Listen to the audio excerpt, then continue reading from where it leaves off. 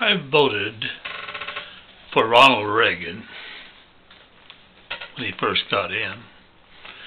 The reason was that as a soldier I was very angry at President Carter for not taking a more aggressive stand with the Iranians. Well, I didn't like them taking over our embassy and us kind of sitting on our hands at all. So, figured Reagan couldn't do as bad. You know, you do make mistakes. So I voted for Reagan. But he hadn't been in there very long before I began to realize, boy, did I ever make a mistake. This man, in my opinion, is a poor president, was a poor president, and worse yet, a dishonest president. And to me, to think that the Republicans have made him into the lion of lions, the great leader, the great restorer of the Republican Party, if he, in my opinion, if he is the personification of what the Republican Party is today, sure got to hope that the Republicans, even though I admire and love John McCain, don't win this election. How do you figure? How did I figure that he's dishonest? Well, to begin with, that economic policy that was so weird, so dishonest, a sham, playing with figures. The old business of figures don't lie, but liars do figure. So much, it was so bad that even his vice president later, the first President Bush, said, that's voodoo economics, black magic economics, not real, honest, workable economics. Well, that's not all. On a personal level, I was very angry with him when he was bragging and his Republican people were bragging about how he cut taxes. Well, yeah, he fixed it where I paid a slightly lower rate of what they finally figured was my income, but he took away my deducts, the interest that I paid buying a house and several other things. He took it off of there so that without the deducts, I ended up paying more tax. Listen, how about you? If you pay more tax than you were paying and the income is essentially the same, your dependents are the same, you're going to think your taxes were reduced? I bet he did it to millions of people, not just me. The third thing, he busted the unions. Oh, I don't know how many people that, think they're rich, including some of my own family. And I have a brother that's gone now that worked his butt off selling knives at fairs and so on to put bread on the table.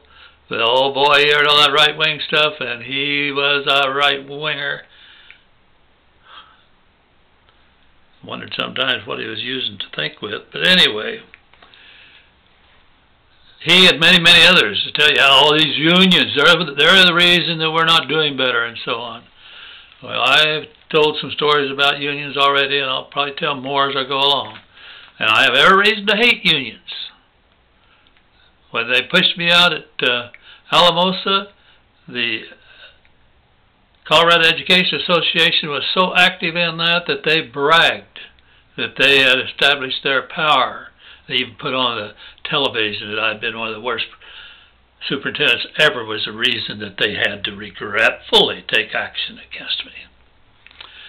But unions, if we still had stronger unions in this country, we would not have nearly as many factories closed, we wouldn't have nearly as many jobs overseas, and yes, our rich people that own those companies and so on wouldn't be quite as rich as they are. They'd have to share their riches a little bit more with the workers. The way it is, the workers are out of luck. They don't have a job, lots of them. And people in underdeveloped countries that work for almost nothing and have a standard of living that make us all look rich, are glad to have the jobs at the pay level that's offered and that lets the rich get richer and richer. I really do feel that the Republicans are the rich. even though they've got a lot of not rich at all people, including some of my family, convinced that they're Republican and they don't realize they're part of ripping themselves and the rest of us off. Well, I thought he was a liar, particularly in that Oliver North thing and that Aranda scam. Was it Aranda scam? Yeah, whatever it was, on the sale of arms and so on. No way can a colonel in the Army represent the United States government and the President of the United States without it being endorsed at the very highest levels. And if he didn't actually lie when he was being questioned about all that, he was a stonewaller and, you know, slipped around the edge to where he wouldn't tell the truth. And I guess politicians frequently don't tell the truth, so it shouldn't be too surprised. Well, heck, you can't vote for the right guy all the time. So, Mr. President Reagan, I salute you as deceased now, but as the President of the United States, just as I salute George W. Bush. He's still the President of the United States. And if I was still in the Army, I'd follow every order he gave. You bet your life I would. It doesn't mean I think he's a good leader. It doesn't mean that the fact that I voted for Mr. Ronald Reagan and think he did a bad job doesn't mean I wouldn't vote again for a Republican. I thought a lot about voting for Mr. McCain and decided better to vote for Obama.